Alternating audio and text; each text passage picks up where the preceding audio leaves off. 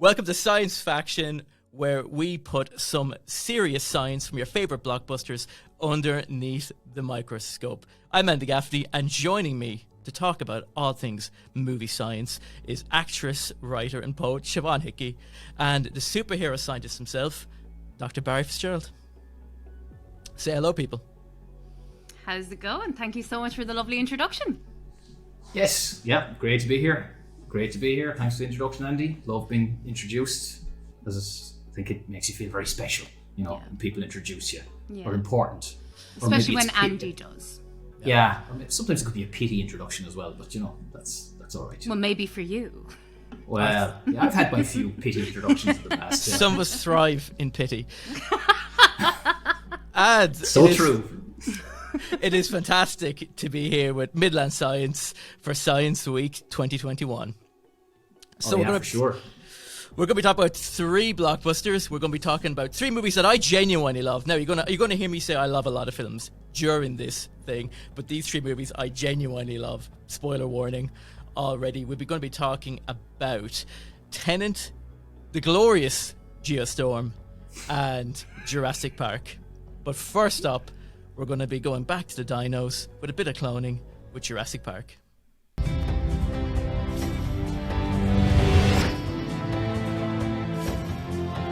We've made living biological attractions so astounding that they'll capture the imagination of the entire planet. It's a dinosaur.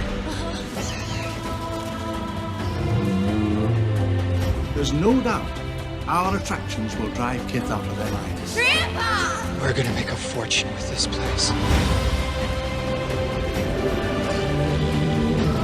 Jurassic Park, an example of a genuinely perfect film. There's Jurassic Park, Jaws, The Last Crusade, You've Got Mail. One of these very, very few pitch perfect films. You see, you didn't expect I was going to throw that other one. Well, You've Got Mail. Well, I would put Sleepless in Seattle above You've Got Mail. I've never seen either, so I can't really say if either of them is any good. Because you like science and not chemistry. Oh! I mean, there's not much physics in love. Look at this. Look at this. Well, there could be. I mean, it could be, yeah, but I mean, as a physicist, I see the world in a very, very physicist type of way. Oh, you must be beating off the ladies. Well, I gotta say, you know, you can't be just rambling off a few physics definitions to get someone's attention or to drive them away. But you know,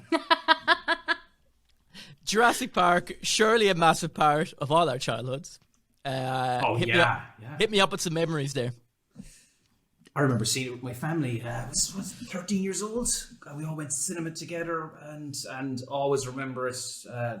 You know, great experience seeing all these animatronic dinosaurs and thinking, "Wow, look at that! Wouldn't it be cool if they were real?" But coming out and I remember coming out of the cinema that day and coming out into the real world again and being disappointed not to see a raptor or a T-Rex. That's when you decided, I'm going to be a scientist. That's when I decided I'm going to be a physicist. Yeah. Siobhan?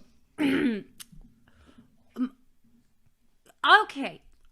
Jurassic Park as a film is amazing, but as a child who was much younger than Barry when it came out, I had some serious nightmares afterwards, and it started off what I believe is a lifelong fear of dinosaurs.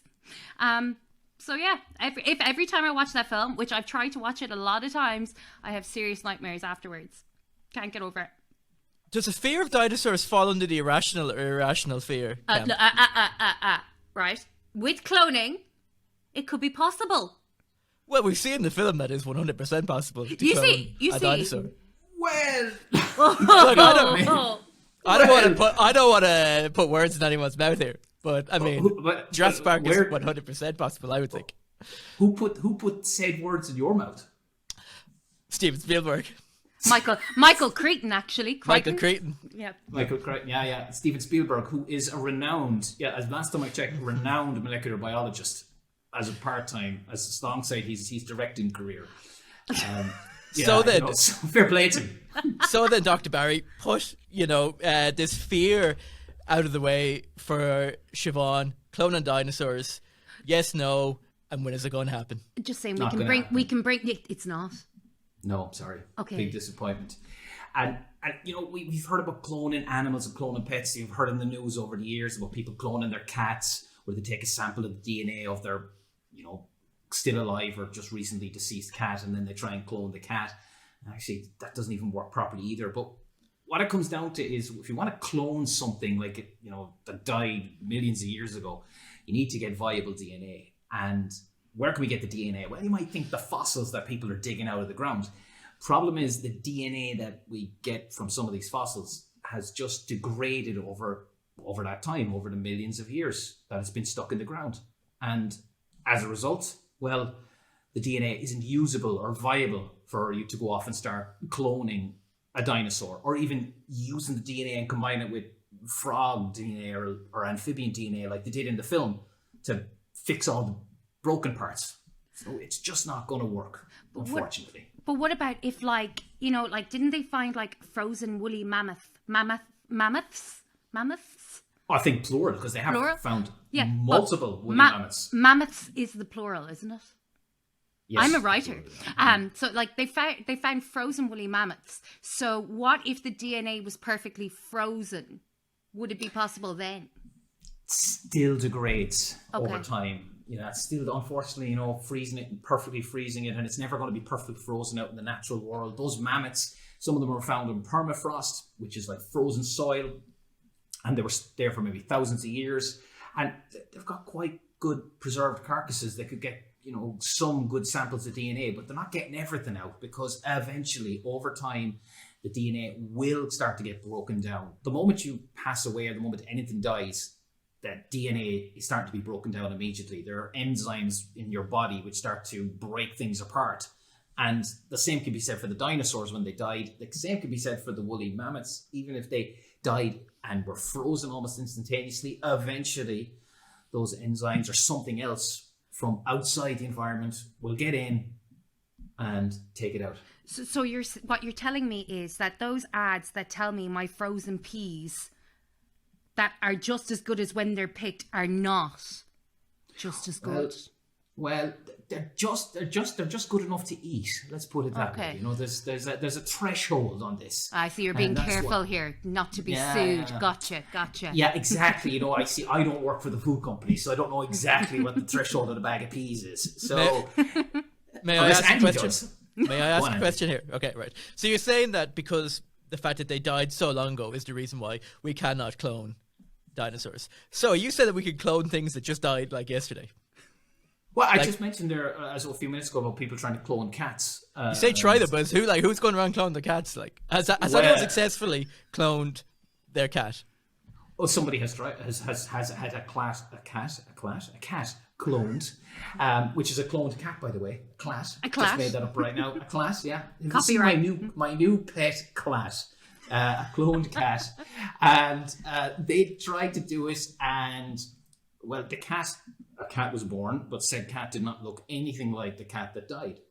And so, while the DNA might have been the same, it expressed itself, or it became viable, or was just, it led to something else being produced that still had the same genetic makeup as the original cat. It just didn't look like the cat.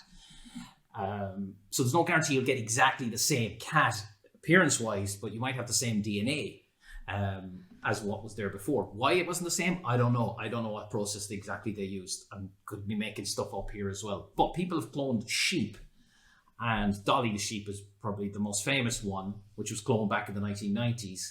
And cloning really is kind of an unusual term to use for that process as well, because they didn't actually take one sheep and say we're going to exactly copy that. It involved a very complex process of taking DNA from one sheep, putting it into the egg of another sheep, and then putting that egg into a third sheep. And then, well, Dolly was born. But Dolly didn't come out like a clone of any one of those particular sheeps. And It wasn't exactly the same as one that started out before the experiment. and Dolly didn't last very long. But Dolly lived for a while. Did she? Not that, Oh. yeah. Dolly lived for a while. I mean, So in terms of that, Dolly led Well, okay, we won't talk about like how she was farmed or anything. I don't know. Oh, But she had a grand life. She had a grand life. Oh, Okay. yeah. Okay. Yeah. Right. Grand life on a So farm, if we yeah, were to clone a Tyrannosaurus Rex, they would have a grand old life. Well, that's, you're into dangerous territory there. I mean, hands up here, who's ever been to an old zoo and seen a couple of endangered species in there and thought, it's great that we have them still, but is that where we should have endangered species?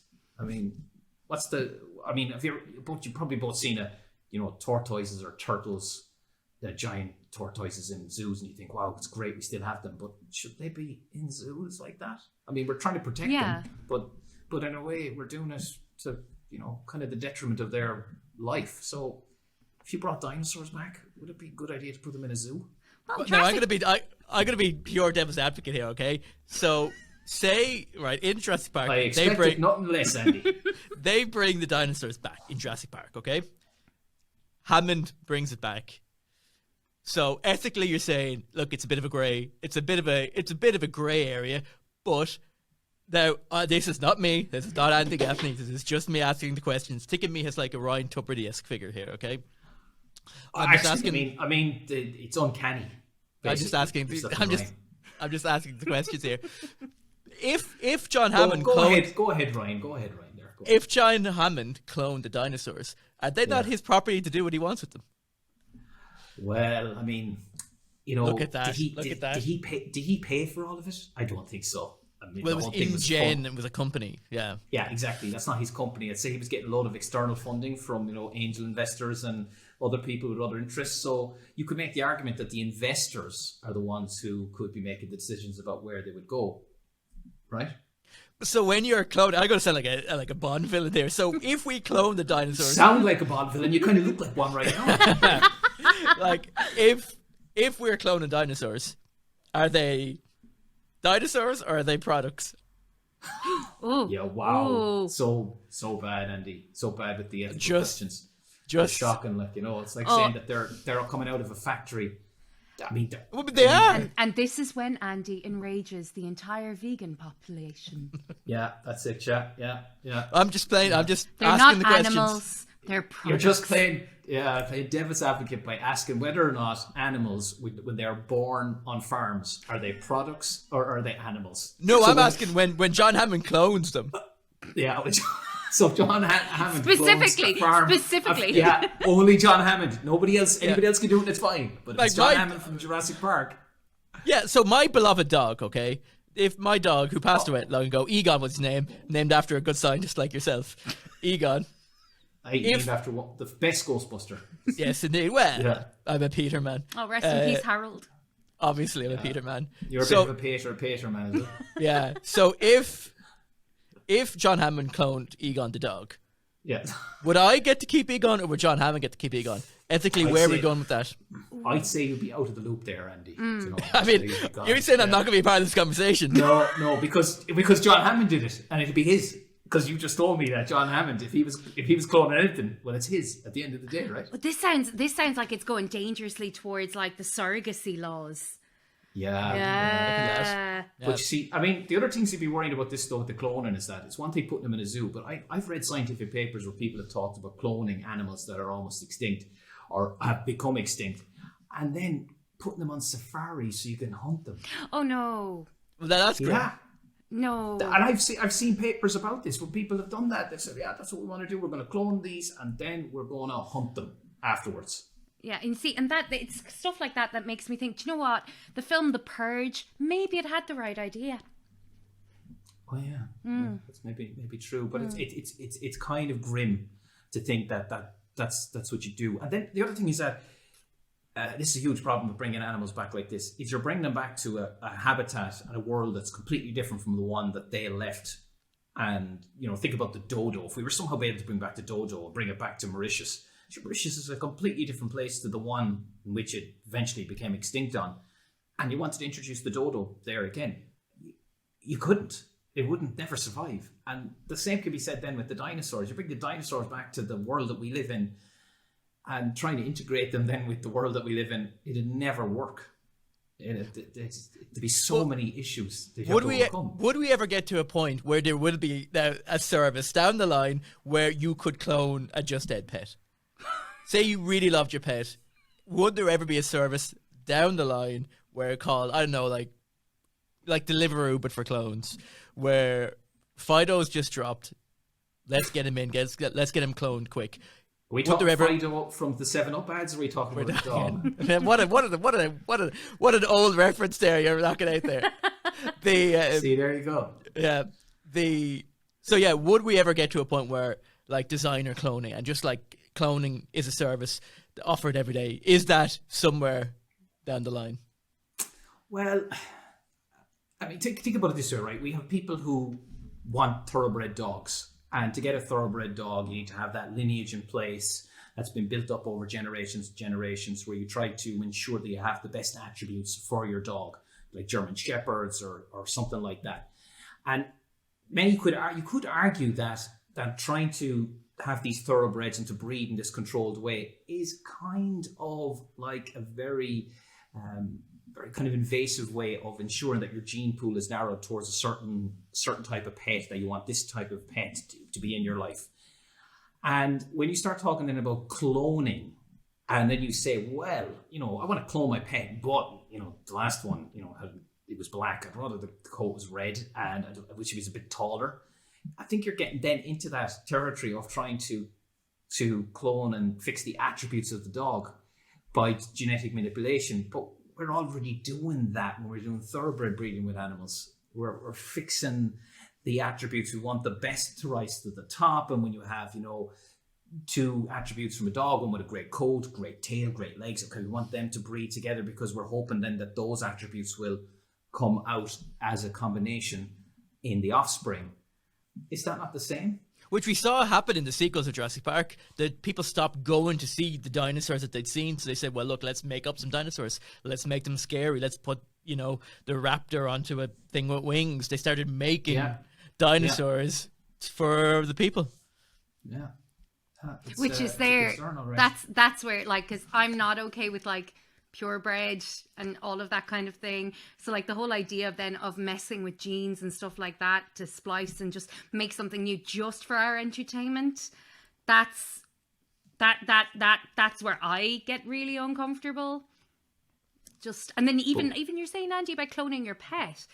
So like the idea would be like if you were to clone your pet, and let's just say science could make it an exact look-alike replica, but what's to say there's nothing that would make that dog the same dog, because it would look like your dog.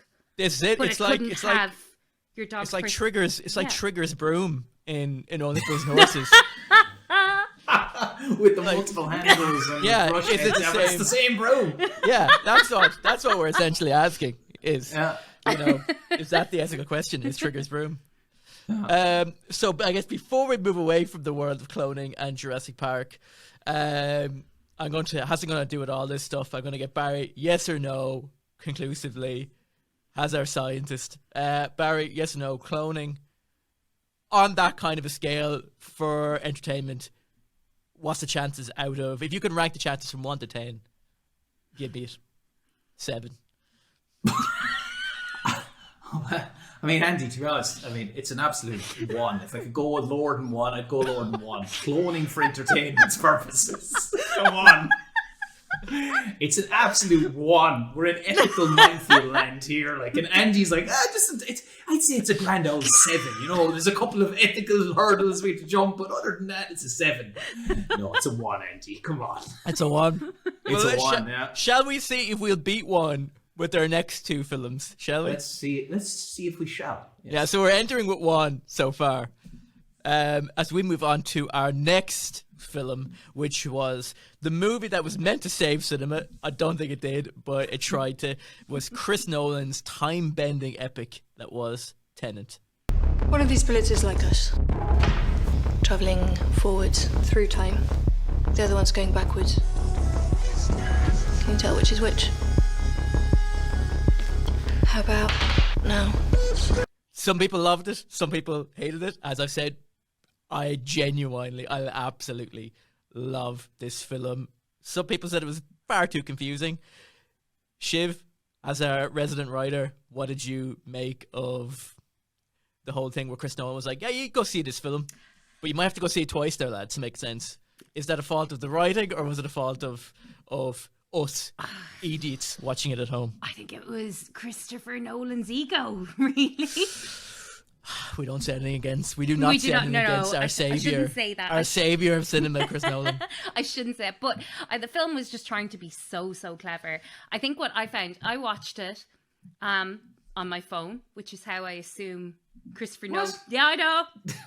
You watched it on your phone? Yeah. That passed me by because I just didn't want to hear it. I think I didn't. You watched that film on your phone. It's like saying that you watched Independence Day through 3 glass windows. One of those those things you had as a child that you kind of had the different images. Yeah, like Thomas the Tank Engine and stuff like that. Yeah, I watched it on one of them. I watched it on my phone anyway, and I was kind of like, okay. I found that I could follow it once I didn't think about it too much, but then they kept trying to explain it, and then I started having to think about it, and then I started overthinking it. Whereas I think with films like that, I kind of just want to be there and go with the film and not have to think too hard, you know? And especially a film that was coming out after everybody had been locked up for how many months. The last thing you want is to be sitting in a cinema going, huh? You know, I assume that's the exact face people would make. But yeah. Oh, it's exactly the face. You couldn't see with the masks. But it was, I enjoyed it. But from a writing standpoint, I mean, it just was too clever. He doesn't like time, though. He doesn't like time. He does love. Yeah, he loves time in a lot of his films. You know. Yeah, he hates a linear narrative. Yeah, Chris Nolan. I mean, the only linear narrative he had was the Dark Knight trilogy, right? Yeah. And he kind of started playing around there as well. Did he with time? Well, just kind of at the start of Batman Begins. Oh yeah, he kind of Oh yeah, that's true. Yeah, he did a bit of that. But I mean, the stories. It's not like you could. It's not like he released the middle one first and then said, we'll do the origin story now just to confuse everybody, and then we'll jump into the Bane led Dark Knight Rises after that. You know, you're right, absolutely right. But he loves the old time. He loves playing with time in his films. Well, Chris Nolan seems to, now I'm a massive Nolan fan, but Chris Nolan loves playing with time and he loves James Bond. So it was only a matter of time before he created a James Bond time travel movie. And that is exactly what, for better or for worse, that is exactly what this film is. It's a James Bond film involving time travel. Is it time Here comes travel? Barry. So here he is now. Yeah, is it time travel though? This is where it's really confusing. I don't think it really is time travel though, in the sense of what we would expect, Doc Brown, Marty McFly jump in the DeLorean, hit 88 miles per hour, and bang, they're in 1885 in the Wild Wild West with Will Smith. So it's Wiki Wawa. Wiki Wild West, yeah, and Kenneth Branagh, and it's not time travel in that classical sense. Yes, they do have the ability to move backwards in time. But what they're doing is they're doing a thing, I think it's best to call time reversing, or entropy reversing is what they call it in the film. And the best way to think about it is this. You take a cup, you put it on a table, and in our world, we have a world with forward entropy. What forward entropy basically means is that the universe as a whole wants to be and will become more chaotic in general. There are exceptions. The diehard theoretical physicists out there will come at me and say, well, what about this situation? But in general, at home, if you put a cup on a table and it knocks off the table, hits the ground, smashes into a million pieces, entropy has increased. Chaos has increased. You've more disorder. And that's the world that we live in. We see that world play out every single day. We don't necessarily see cups on the floor in pieces, then suddenly reassembling in mid-air or on the ground and jumping back onto the table. That's not what we see. And that would be a situation where the entropy is going back the other way.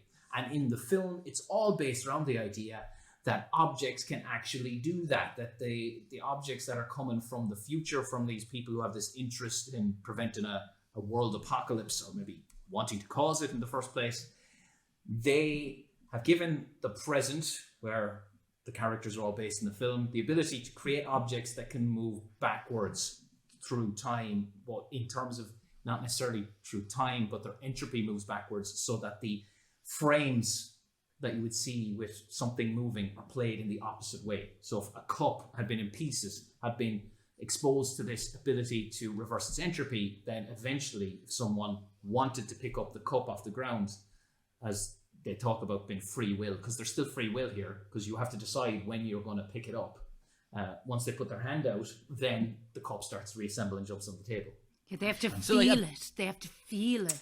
It's kind of like Star Wars and the Force. Yeah, they have to feel it. I mean, but you have to feel things too when you're picking up objects in the forward entropy universe that we live in. That, you know, you have to, if you want to pick something up, you have to actually proceed and put an action in place where you move your hand forward to pick up the object. And it's the same even with the reversed entropy object. If you want to pick it up, you have to put your hand forward to move it.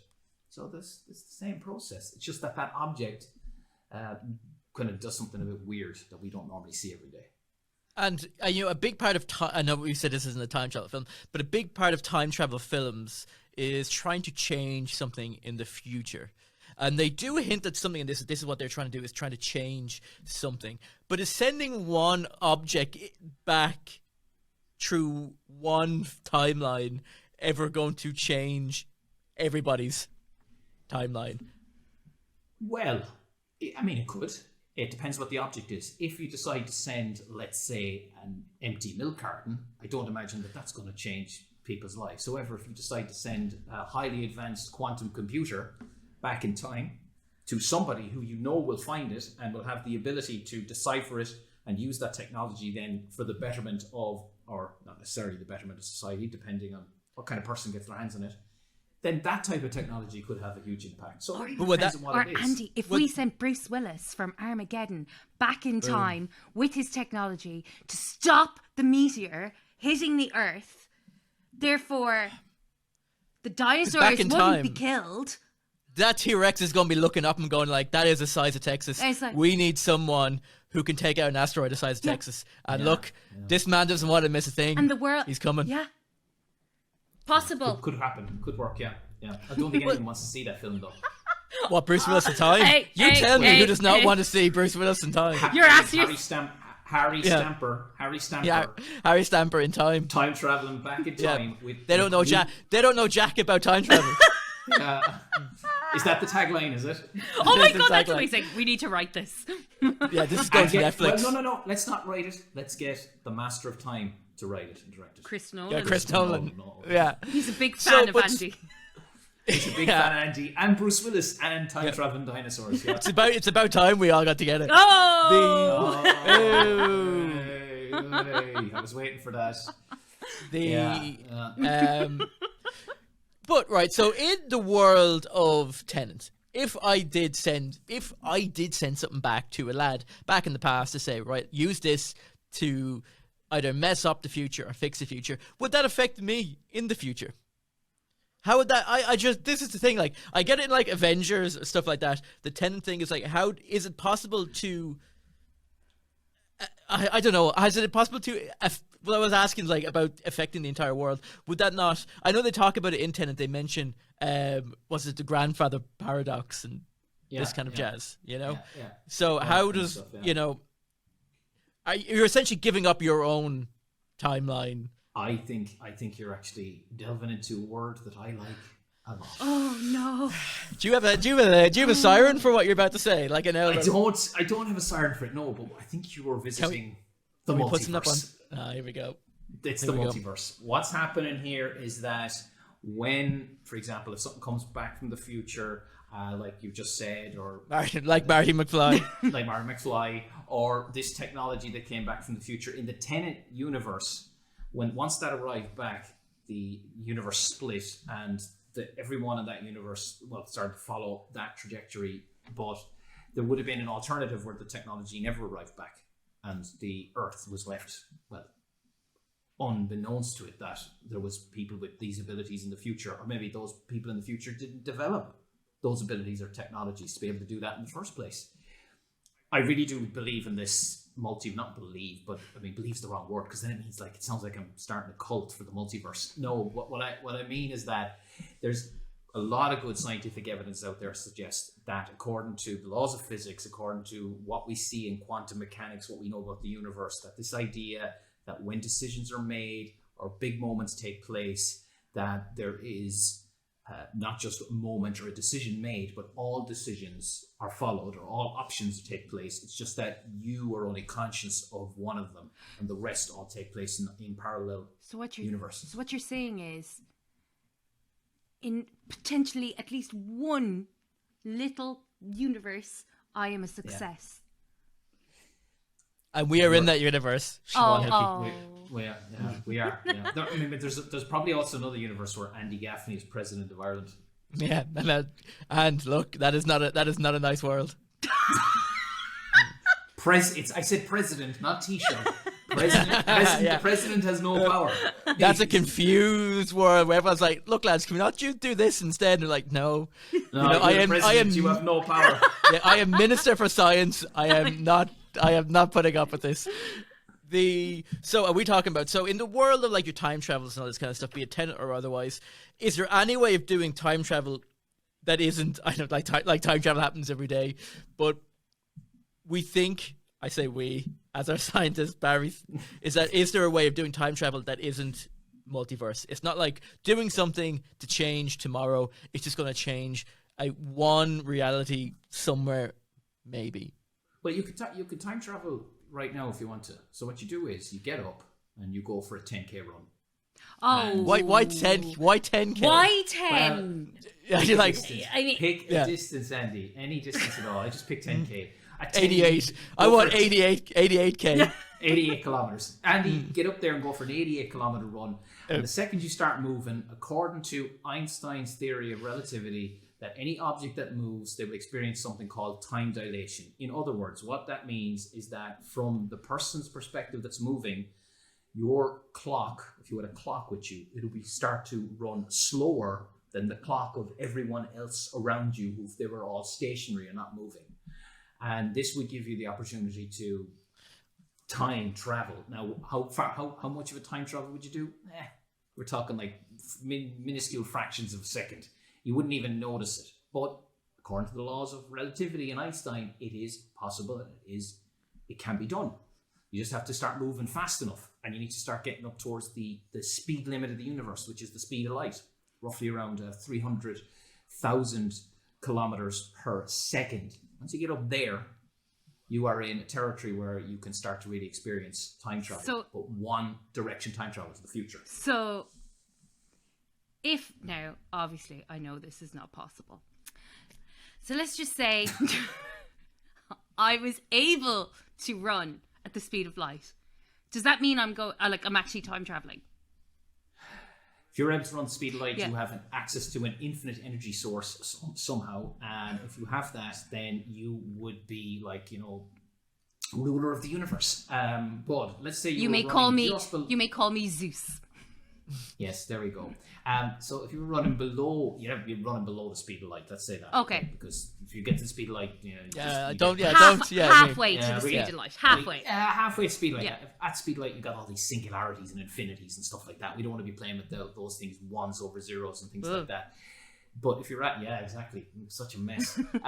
But if you're at half the speed of light, if you're doing that, you'll start to experience time dilation effects. If you run for, I don't know all the numbers off the top of my head, but if you run for any extended period of time at half the speed of light, you will experience time travel to the future. Because your clock will run slower than everyone else's outside who isn't traveling at half the speed of light.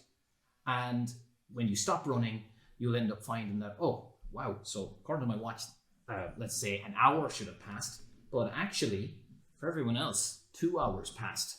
So I've actually skipped an hour and gone to the future. That's how it would work. Well, thank you, Barry. You've given me a goal. There you go. It's a good goal. It's a solid goal. How would we reverse entropy of an object? With Christopher Nolan's fictional help. I feel like the rating, the 1 out of 10 rating system is about to be implemented here. Okay, so yes. I'm gonna break it up into two though, right? For time travel, we're getting a good 9 because of the whole running thing, right? Yeah. So speed of light stuff. Yeah. To the future. So no problem. Yeah. Sounds good. Right. Yeah. which I like to call also, which is like Coldplay lyric. It's a bit like living. That's what time travel is. Don't know that song at all. No. So time travel, we're giving it like give me a 1 to 10 there, Barry. No, look at him playing with 5. Look at him playing with 5. You can experience it every day by running only to a very small amount. So I'm going to say a good solid 10 time travel. Can we just point out that it looks like Barry is like being sponsored to talk about running in his Asics top? Just go for a run. There are other brands of running tops available. Just get out there, and Asics has got your back.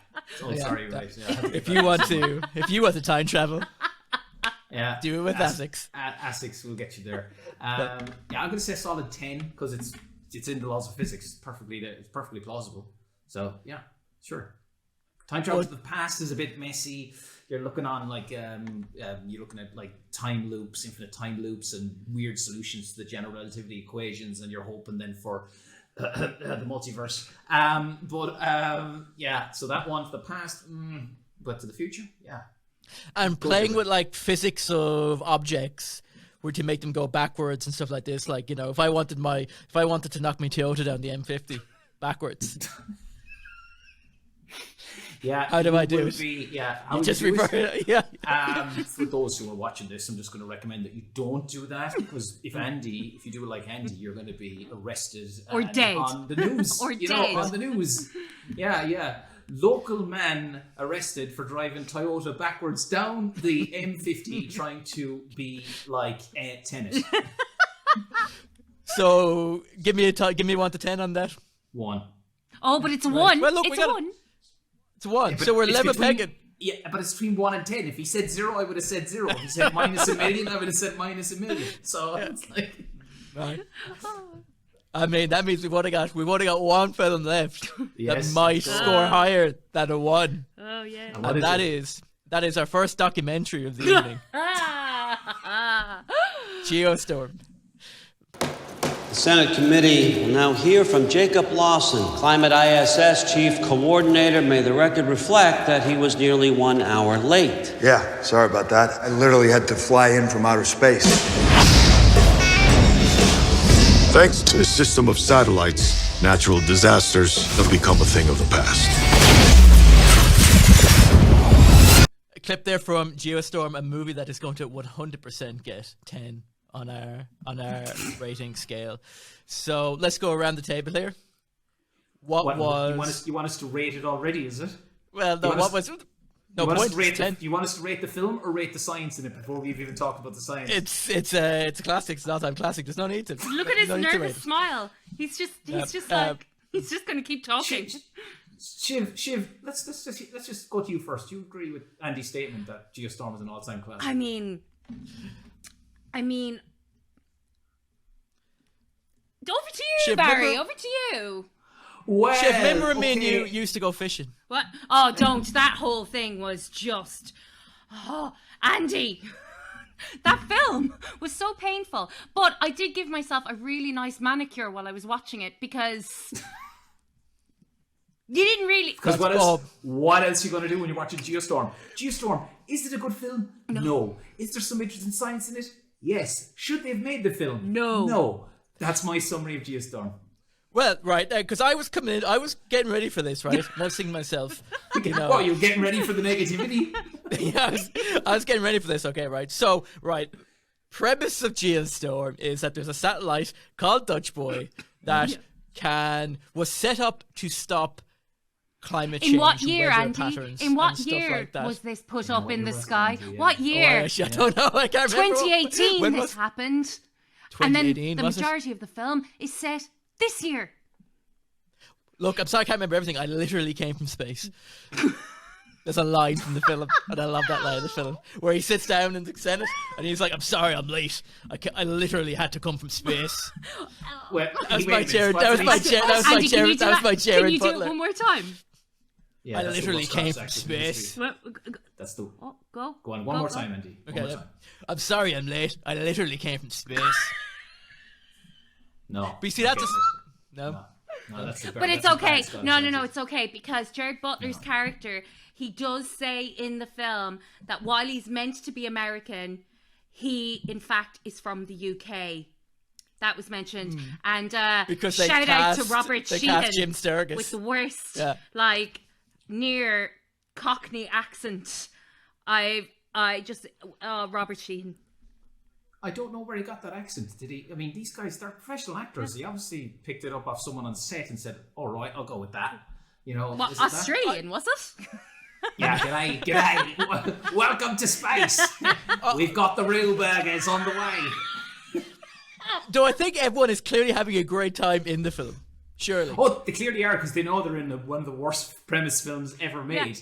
And they're thinking, this is a garbage plot, but we're getting paid bags of money. Let's just have fun You've with got it. Ed Harris, who went from Apollo 13, which is a phenomenal film, Brilliant film, yeah. to To an equally Geostorm. realistic space film. To Geostorm, yeah. Andy Garcia. Another great Who's been in actor. Ocean's films and a whole bunch of other stuff. And he's in Geostorm. Jared Butler, who career was in highlight. P.S. I Love You. I've got to tell you, here's a secret though. P.S. I wish that would have ever made. You know, so no, I haven't seen any good Jared Butler films, except maybe Law Abiding Citizen. That's maybe it. Greenland wasn't too bad. He's good. Greenland was great. Greenland. Oh, Greenland. Greenland actually is Yeah. good. Yeah. Despite Greenland's good, him. yeah. Despite him. Just in spite of him or despite him? Despite him. A bit of both, actually. Yeah, that's the way it is. Yeah. Right, so let's break down the kind of the sciencey premise then of Geostorm, where it was a satellite that was set up to control the weather, essentially. Yeah. Okay. Yeah. Right. Sure. Now I know for a fact that is possible because Go. they happened in the Wii Olympics that time, didn't The they? Wii Olympics. Did. Which Yeah. ones? The Wii Olympics, the 1896 Olympics in Athens, was it? Yeah. they did. No, yeah. they, So back they- in they- Greece, first Olympics, they came up with a way of controlling the Do you weather. think the first Olympics was in 1896? The first modern Olympics. Okay. he's a Good scientist. save. He's not a historian. Quality save. You know. No, so 2008 Olympics, you're talking about Andy, Beijing. They wanted to get the rain out of the way before the event started. So what they did was a bit of cloud seeding to try and get the clouds to start to form early in the day so that they could then, basically rain early in the day. And to do that, they'd have planes flying over Beijing, spraying the sky with silver iodide and hoping then that will help to coalesce the water crystals into the clouds, and then eventually then it would promote rainfall. So they actually really were able to do that. Now, was it 100% successful every time? Not necessarily, but it does work. It's a proven and tried method. So why don't they do that in the countries where they have no rain? Like in Africa, just so we can bless the rains down there. It's not necessarily. Yeah. I was gonna go for that song, "Who Will Wonder, Who'll Stop the Rain." So we were all working away on Wii music references there. Except Barry, who's trying to explain things to us. Who's trying to figure out what the lyrics of the Creedence Clearwater Travis song is. Who'll Stop the Rain? Yeah. Who'll Stop the Rain? There we go. Yeah, that's it. Yeah. I used to sing that in the band. I thought you were going to sing in the bath, and I was like, past. okay. Not in the bath. No, I never sing in the bath because I'm. Yo, you'd afraid sing that song in the shower. You would. I wouldn't sing in the bath because I'm afraid I might drown. So no, I would sing it in a band. There's Barry going, I'm cool. Yeah. Well, I Spotify just- link is available. It is, yeah. If you can find the musical Weatherman on Spotify, good luck, because it's not there. That was when I used to play solo. That was my name, the musical Weatherman. Shut up. Yeah, that was. Is it, that yeah. true? Yes, that's 100% true. Yeah, I genuinely, I don't know what to compare this. I don't really like. So we're talking So about the weather here. Did you stop when let's get- Bewitched blamed you? look I at said, that. no, I didn't. No, I didn't talk about Bewitched. No, You were just like Sail of V. You move on. yeah. And this is where where Barry's like, they've lost the run of themselves now. Oh, sure. But they actually, the songs went the other way around. I mean, that's the thing, right? You know, they did say Levy and then they blamed the Weatherman, but they didn't blame the musical Weatherman, so I got off the hook on that one. You didn't have to sue anyone. Yeah, but in it's some true. multiverse, the musical weather is still going. Actually, musical Weatherman is actually on tour with Bewitched. So Right, so Barry, knock us out a bit of weather science there, okay, right? And right? They stopped rain by putting iodine. silver iodine into the sky. Yeah. So they put silver iodine into the sky, which again sounds like a Coldplay lyric. They put silver iodine into the sky to stop the rain, okay? Yeah, to start the rain, to stop it later. To start Basically, the just rain, to stop it later. To get rid of the To rain. get it out of the Yeah. way. To get it out of the way. Yeah. Okay. Yeah, Right. exactly. Yeah. Okay. So, and the whole thing with this Dutch boy satellite is that they want to very quickly control the conditions necessary for certain weather to take place in certain environments almost instantaneously. And I mean, the things you want to control there: moisture, heat, control pressure, if you can control currents, etc. All the key components that we're talking here about wind currents can also affect, of course, the weather as well. All these key aspects that will control weather, and they think that this device can do all of that. Now, we've been doing a savage job over the last few years, and even the last 400 years, of basically controlling the weather in an uncontrollable manner without realizing we're doing it. And that's, of course, through the emission of all the good old greenhouse gases. Oh, I was about to give us a pat on the back there. I was going to be like, oh, No, I'm not go giving on. I'm not giving us. I am not patting ourselves on the back with this one. Well done us and well done yeah, Jared Butler. Which is with Jared Butler, right? When I'm watching that film, Geostorm, I'm thinking, what? So this is a film, right? Think about it, right? They have built a satellite system around the world to control the weather that we have messed up because of our industrial activities. So here we are. Sounds like a good premise, okay? Right?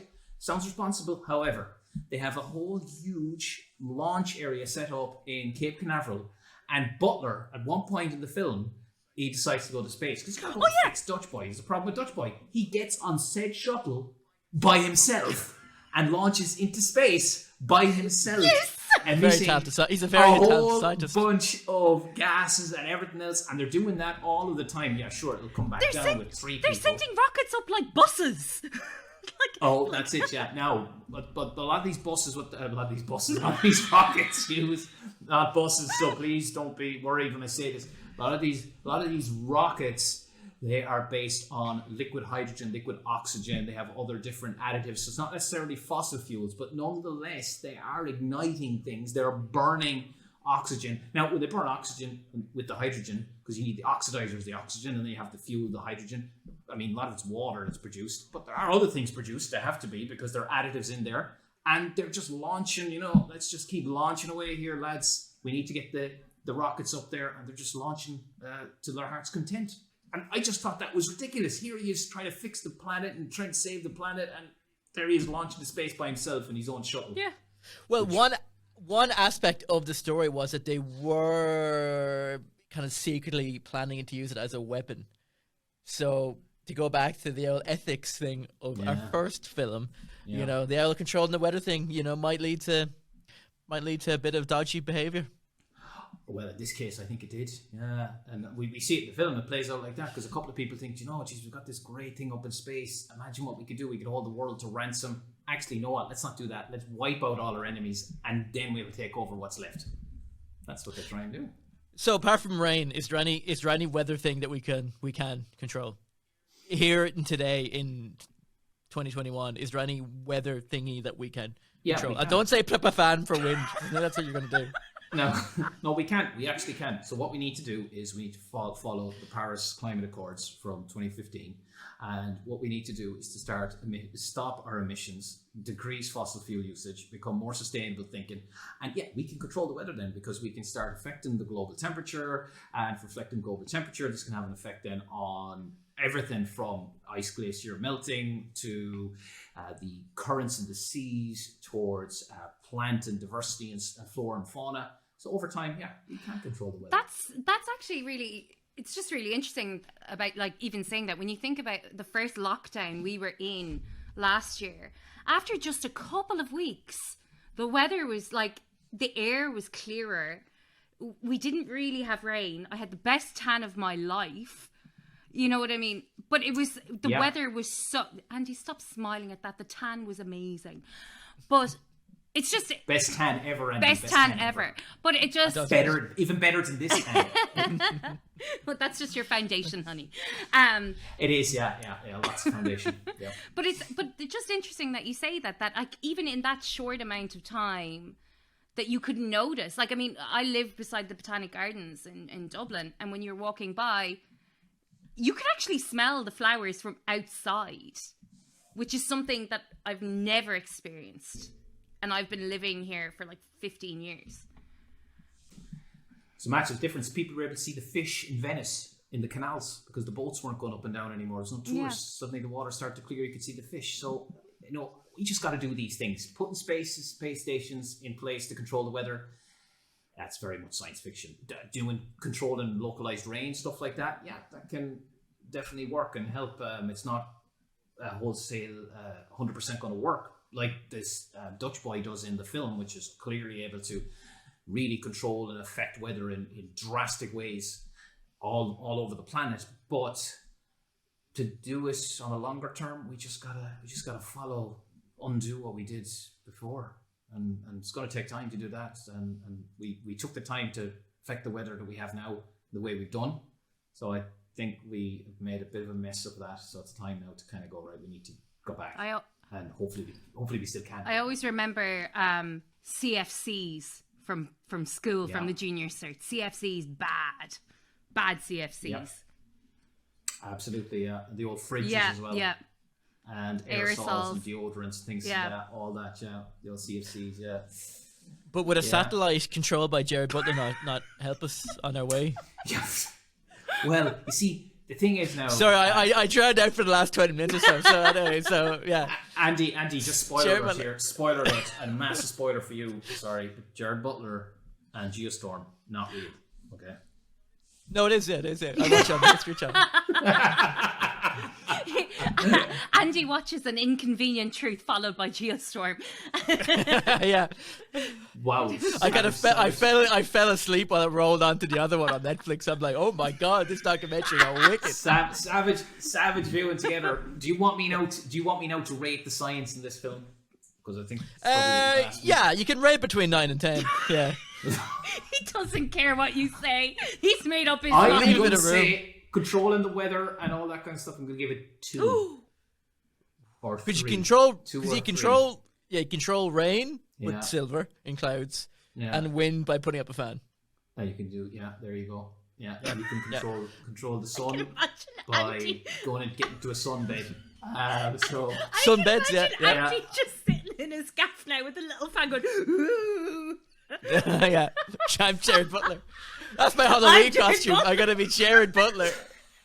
What an awesome Halloween costume! I'm gonna be Jared Butler in Geostorm, running around with a fan. Got a lot of people looking at you and thinking, "Why is he dressed like someone who's coming to fix my sink?" You know. I did like though the fact that when they were saved or whatever, there was a real kind of go on Mexico. The guy who was Mexican was like, thank Mexico. I really liked that bit. That was the one line where I went, ha. Yeah, well, I mean, that sounds pretty good. I mean, other than that, I mean, that's the best movie of the film, right? Well, not really, because Jared Butler is okay. Well, Jim Sturgis from this movie once left me a drunken voice message. There you go. Who? Jim Sturgis, the brother in this movie. Oh. How do you know him? Well, he left me a drunken voice message. That's all I'll say. And what did he say in said message? He sang to me. Okay, we're into La La multiverse land here. That's true, but that is for a different time. That's a different time, yeah. So right, yeah, go give us your official 1 to 10 ranking there of Geostorm. 2 or 3. So Geostorm wins. Yeah, Geostorm wins. Yeah. Amazingly enough, even though it's the worst. It's the worst of the 3 films. But it wins on the science. His little face is so happy. I did see this. I did not see that coming. That is the greatest moment of my life so far. Yeah, and it opens up the possibility of Geostorm 2. No. You know, another Geostorm. The weathering. The weathering. Yeah. The Ron, like it's like a Ron Sealand. Weathering heights.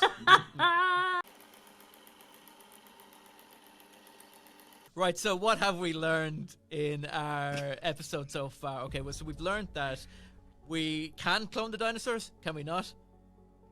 No. He was hoping you'd change your mind there. Oh yeah. From the last whatever. Suddenly changed my mind. No, Andy. No dinosaurs. No pet dinosaur for you. Time travel, yes, but entropy, no. Time reversing, no. Time travel, yes. And we can 100%, me and Jared Butler, can control the weather, which was our winning film. 20 or 30%. No, the time travel part was 10. You forgot about that. Time travel was 10. But time reversing was 1. But you said it wasn't time travel in that film, so technically it wasn't. Geostorm is still. Yeah. So, Technically Geostorm is still. Andy's working on the averages. Yeah. Still- Andy's looking for the technicalities. He's the one who reads all those. You know the thing when you sign up for a new software program? He reads the agreement.